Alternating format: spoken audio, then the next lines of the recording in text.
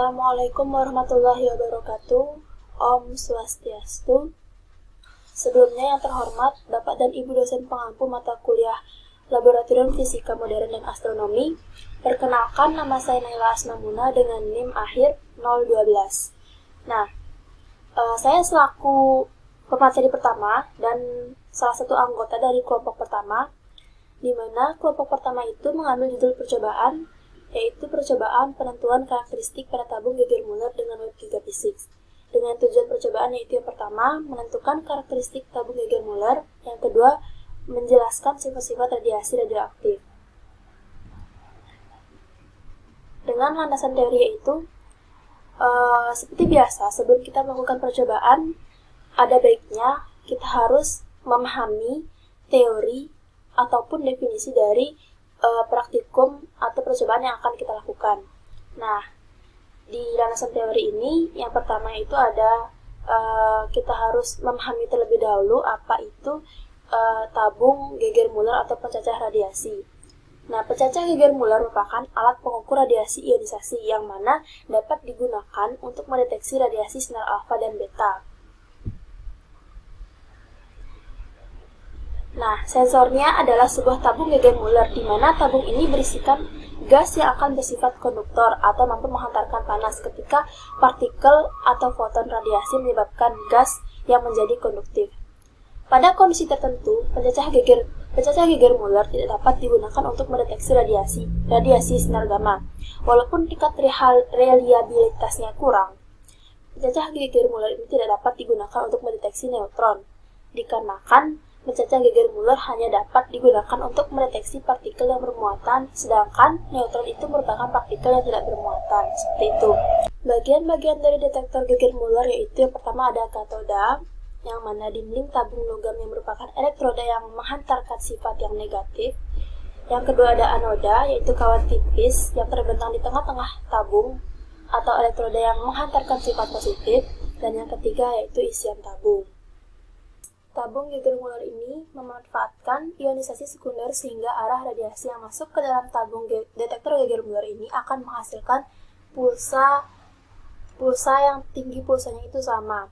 Nah, dalam hal ini detektor Geiger-Müller tidak dapat digunakan untuk melihat spektrum energi, tetapi dapat digunakan untuk melihat jumlah cacar radiasi saja. Sehingga tabung detektor Geiger-Müller ini sering disebut dengan detektor gross beta gamma, dikarenakan tidak dapat membedakan jenis radiasi yang datang. Selanjutnya, penjelasan dari radioaktivitas. Radioaktivitas merupakan pemancaran sinar-sinar radioaktif secara spontan dengan disertai adanya peristiwa peluruhan inti atom yang tidak stabil menjadi inti yang lain. Maka produk yang dihasilkan dari peristiwa peluruhan inti tersebut salah satunya adalah sinar radioaktif. Seperti yang telah kita ketahui bahwa sinar peluruhan radioaktif yaitu yang pertama terdapat sinar alfa, yang kedua sinar beta, dan yang ketiga sinar gamma. Nah, ketiga jenis sinar ini menghasilkan peristiwa peluruhan yang inti atom tertentunya itu, dan sinar tersebut memiliki karakteristik dan sifat masing-masing. Sifatnya berbeda-beda. Dalam hal ini, pada percobaan yang telah kita lakukan yaitu pada sinar alfa itu daya tembusnya relatif lebih kecil, tetapi daya ionisasinya itu sangat besar sehingga tidak mampu menembus selembar kertas. Yang kedua itu adalah sinar beta. Daya tembusnya itu lebih besar jika dibandingkan dengan sinar alfa, tetapi ionisasinya itu lebih kecil dibandingkan dengan ionisasi sinar alfa tadi. Sinar beta juga tidak mampu menembus plat tipis yang terbuat dari aluminium. Yang terakhir yaitu ada sinar gamma, yang mana daya tembusnya itu sangat besar dan begitu sebaliknya daya ionisasinya itu sangat kecil. Maka atas dasar hal itu kita dapat simpulkan bahwa urutan daya tembus dari yang terkuat hingga terlemah adalah yang pertama dari sinar gamma dulu, sinar beta, kemudian disusul dengan sinar alfa. Nah, penahanan radiasi ini bertujuan untuk mengurangi intensitas radiasi dengan memanfaatkan interaksi radiasi dengan materi. Radiasi alfa dan beta dapat ditahan dengan baik oleh benda yang relatif tipis, sedangkan energi tinggi diperlukan bahan penahanan radiasi seperti halnya yang digunakan untuk menahan sinar X.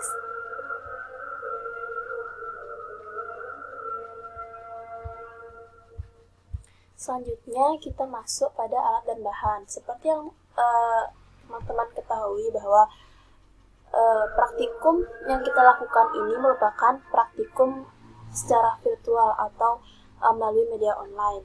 Nah, tentunya alat dan bahan yang kita gunakan juga merupakan alat dan bahan yang sering kita gunakan setiap harinya, seperti yaitu laptop, jaringan, paket data, Google Chrome, dan tentunya web dari Gigaphysics atau laman yang digunakan untuk melakukan percobaan. Untuk lamannya sudah tertera pada laporan. Untuk spesifikasi alatnya yaitu yang pertama ada tabung Geiger-Müller atau detektor. Nah, gambarnya itu seperti ini. Nanti itu di percobaan praktikumnya itu gambarnya seperti ini, yang mana tabung ini merupakan tabung yang dindingnya terbuat dari anoda dan berisikan kawat tipis yang terbentang di tengah-tengah tabung. Nah, tabung ini berisikan gas yang bertekanan rendah. Selanjutnya yaitu ada sumber radiasi. Nah, ini merupakan alat dari sumber radiasi, gambarnya itu seperti ini. Ini merupakan radiasi. Yang ketiga itu ada scaler atau counter. Gambarnya seperti ini, berbentuk kotak kecil berwarna coklat. Nah, alat ini digunakan untuk melihat hasil dari perhitungan waktu per 30 detik. Kemarin itu waktu percobaan yang kita lakukan itu sebenarnya tidak hanya waktunya itu per 30 detik, tapi bisa juga kita atur menjadi 10 detik, 15 detik, 20 detik, dan lain sebagainya. Tetapi yang kita pakai merupakan 30 detik agar estimasi waktu yang kita gunakan itu relatif lebih mudah. Yang keempat yaitu ada variabel, yang mana fitur ini merupakan fitur untuk merubah jenis dari sumber radiasi. Selanjutnya masuk pada variabel dan tata laksana sampai pada simulasi akan dijelaskan oleh rekan saya, yaitu pemateri kedua. Untuk pemateri kedua, waktu dan tempat saya persilahkan. Sekian dari penyampaian saya ucapkan terima kasih. Om Swastiastu, perkenalkan nama saya Katarina Nyoman Vergina dengan NIM 1913021028 dari kelas 4B. Di sini saya akan menjelaskan mengenai alat dan bahan praktikum pada percobaan virtual Geiger-Müller. Berikut penjelasannya. Nah, untuk alat dan bahan praktikum yang pertama yaitu ada laptop, yang kedua adalah jaringan, yang ketiga itu ada paket data, dan yang keempat ada Google Chrome.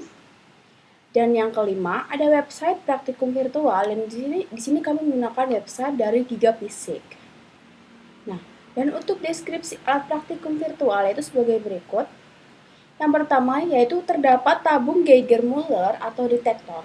Dan untuk keterangannya itu tabung Geiger-Müller di mana dindingnya terbuat dari anoda dan berisi kawat tipis yang terbentang di tengah tabung. Nah, tabung ini berisi gas yang bertekanan rendah. Nah, seperti ini gambarnya.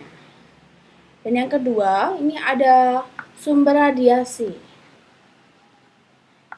Yaitu adalah tempat untuk menempatkan sumber radiasi. Nah, seperti ini gambarnya.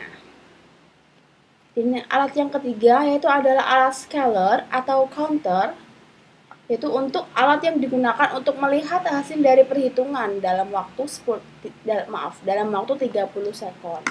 Nah, untuk gambar alatnya seperti ini. Dan yang keempat, untuk variabelnya yaitu adalah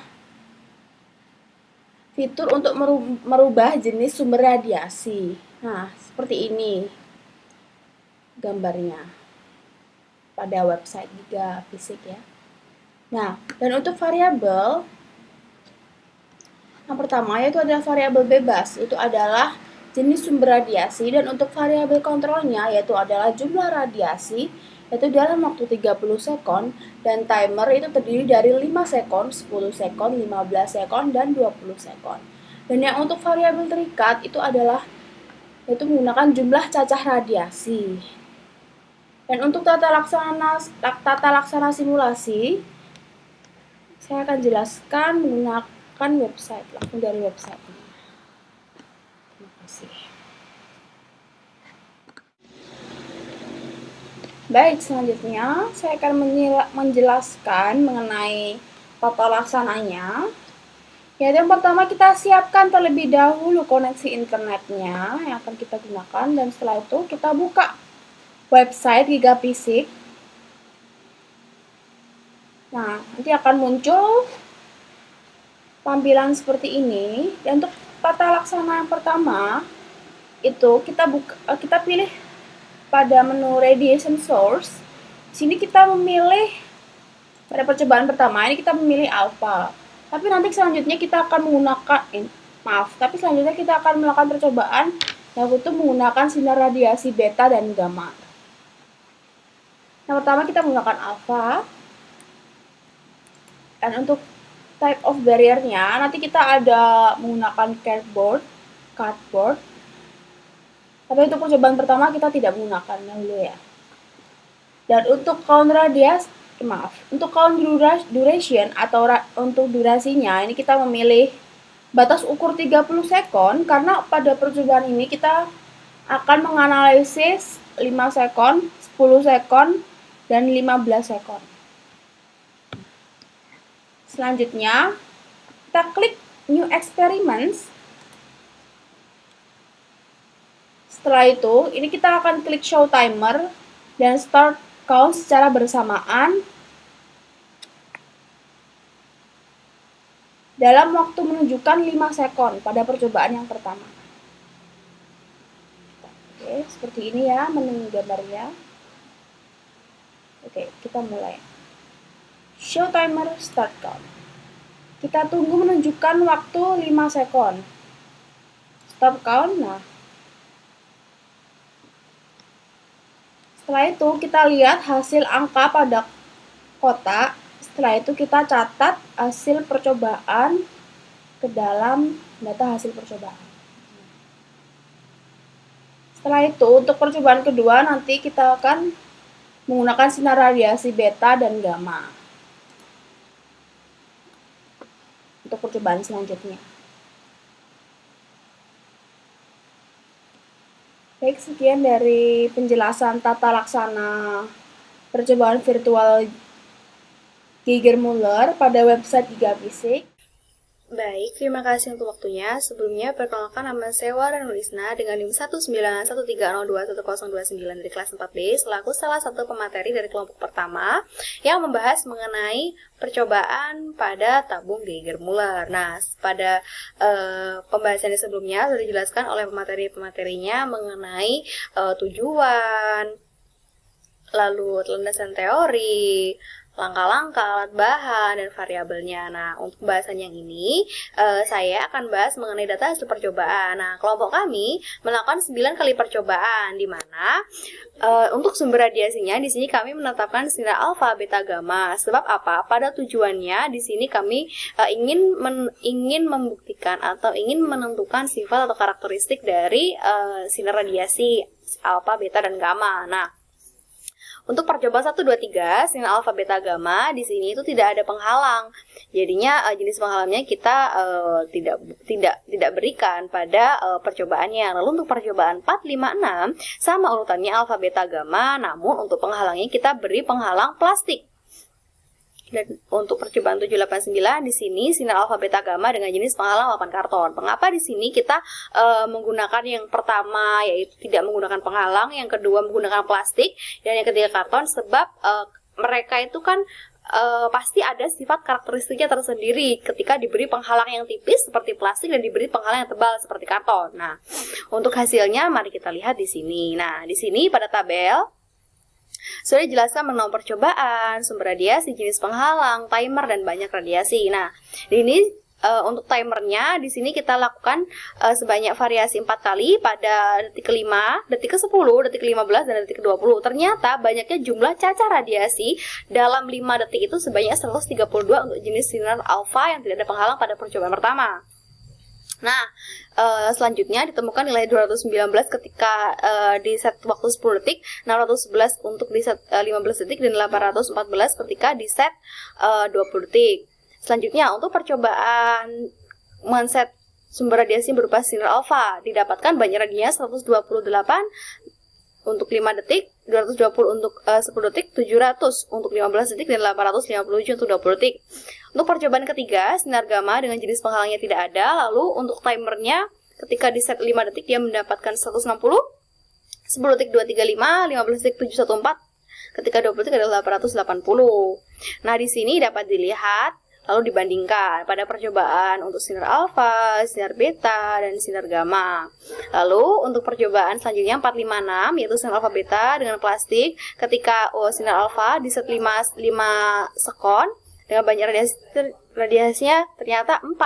Ketika di set 10 sekon mendapatkan 12, ketika 15 sekon mendapatkan 21, dan ketika 20 sekon 31. Loh, kok semakin kecil? Padahal tadi ketika tidak ada penghalangnya dia banyak jumlah radiasinya. Oh, ternyata dari percobaan ini udah terlihat ketika diberi penghalang pasti dia mengaruhi banyaknya jumlah radiasi. Lalu dilanjutkan lagi untuk melihat pada percobaan 5 dan 6. Di sini ada sinar beta dan sinar gamma. Ketika diberi plastik, ketika sinar beta diberi penghalang plastik pada waktu 5 sekon mendapatkan 16 detik, 10 sekon mendapatkan 29 detik, 15 sekon mendapatkan 37 radiasi, ketika 20 sekon mendapatkan 89 radiasi. Oh, ternyata juga kecil juga ketika dibandingkan dari percobaan yang sebelumnya ketika tanpa jenis penghalang. Lalu untuk percobaan selanjutnya, percobaan 6, di penghalang plastik untuk sinar gamma dengan timernya 5 sekon mendapatkan 127, 10 sekon mendapatkan 412, 15 sekon 707, dan 20 sekon 859. Oh, ternyata masih banyak. Lalu ketika di percobaan selanjutnya 789 dengan jenis penghalang karton alfa, pada detik ke-5 mendapatkan 15 banyak radiasi, detik ke-10 mendapatkan 39, detik ke-15 48, dan detik ke-20 mendapatkan 64. Lalu pada jenis yang beta, ketika di set 5 detik dia mendapatkan 152, ketika di set 10 detik dia 203, dan ketika di set 15 detik dia 316, ketika di set 20 detik dia 635. Lalu percobaan terakhir yaitu percobaan sinar gamma dengan jenis penghalangnya itu papan karton, ketika di set 5 detik dia mendapatkan 236, 10 detik 247, 15 detik 407, dan 20 detik 787. Nah, selanjutnya pada bagian pembahasan, dan tadi kan sudah diletakkan pada tabel-tabel yang tertera sesuai dengan percobaannya. Nah, sekarang lalu kita buat secara sejajar untuk melihat hasilnya yang lebih gamblang. Nah, untuk percobaan pertama, sinar alfa ditemukan nilai sekian, 132, 219, 611, 814 untuk setiap set waktu yang telah ditentukan. Untuk percobaan kedua, 128, 220, 700, dan 857. Untuk percobaan ketiga, 160, 235, 714, dan 880. Ternyata urutan daya tembus yang terkuat dan dari yang terkuat hingga yang terlemah yaitu yang pertama yaitu sinar gamma, sinar beta, kemudian disusul oleh sinar alfa. Mengapa hal itu bisa terjadi? Di sini bisa dilihat dari hasil percobaannya, baik dari percobaan 9, jawaban karton, dia masih banyak nilainya ratusan. Dari percobaan 6, ketika diberi penghalang plastik, dia juga masih ratusan. Ketika tanpa penghalang, apalagi dia juga banyak ratusan. Tapi ketika si alfa sama si beta ini, ketika dia diberi penghalang yang lebih tipis, ini si alfa si beta dia mengecil dia nilainya, artinya memang jenis sumber penghalang itu mempengaruhi banyak jumlah radiasi. Selanjutnya ternyata dari percobaan yang telah dilakukan dari 9 kali percobaan terbukti benar bahwa memang daya tembus yang paling besar adalah dimiliki oleh sumber radiasi sinar gamma. Selanjutnya disusul oleh sinar beta, dan yang terakhir adalah sinar alfa. Lalu sinar beta dan sinar alfa akan mengalami hal yang sedikit tembusnya atau jumlah cahaya radiasi sedikit ketika dia diberi penghalang plastik ini. Bisa terlihat pada percobaan ini 4 dan 5. Ketika diberi penghalang plastik dia kecil sekali, tapi ketika diberi penghalang karton dia masih ada yang bernilai ratusan. Artinya sinar gamma dan sinar alfa dan sinar beta itu lebih bagus jika dihalangi oleh benda yang tipis seperti plastik untuk menghasilkan jumlah cahaya radiasi yang sedikit. Lalu mungkin itu saja yang dapat saya sampaikan selaku pemateri yang membahas mengenai data analisis serta pembahasan. Kurang lebihnya mohon maaf dan saya kembalikan pada pemateri, pada moderator. Terima kasih. Baik, untuk kesimpulan dan saran pada percobaan virtual Geiger-Müller, yang kesimpulan pertama itu adalah diambil atas kesalahan dalam percobaan praktikum virtual ini. Yang pertama itu ada kesalahan umum. Kesalahan umum adalah kesalahan yang disebabkan keterbatasan pada pengamat saat melakukan pengukuran, dan kesalahan ini dapat disebabkan karena kesalahan membaca dalam skala kecil dan kekurangan keterampilan dalam menyusun dan memakai alat ukur. Nah, dalam percobaan praktikum ini, yaitu yang pertama itu kemampuan mengendalikan timer yang kurang baik, sebab tidak ada tombol kontrol timer pada layar virtual. Dan untuk kesalahan yang kedua itu adalah kesalahan dalam melakukan perhitungan waktu dan jumlah radiasi, sebab kurang teliti atau cekat dalam menekan tombol stop counter. Dan pada kesalahan sistematis atau disebut sistematik, itu merupakan kesalahan yang disebabkan oleh alat yang digunakan dan atau lingkungan di sekitar alat yang mempengaruhi kinerja alat ukur. Nah, pada layar tampilan pada praktikum virtual pada web GigaPhysics itu tidak dapat menggunakan variasi tegangan, sehingga tidak dapat digunakan untuk membuat grafik hubungan tegangan dengan cacah radiasi atau grafik Plateau.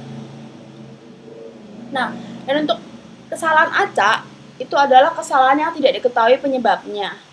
Dan adapun kendala-kendala pada praktikum yaitu sebagai berikut. Yang pertama itu adalah praktikum terkendala saat mengkoneksikan jaringan internet ke Wi-Fi. Nah, dan cara mengatasinya itu adalah mencoba untuk merestart ulang media yang kita gunakan dan mengambil data ulang setelah mulai terkoneksi ke jaringan Wi-Fi. Yang kedua, itu pada praktikum lab virtual ini menggunakan jaringan internet.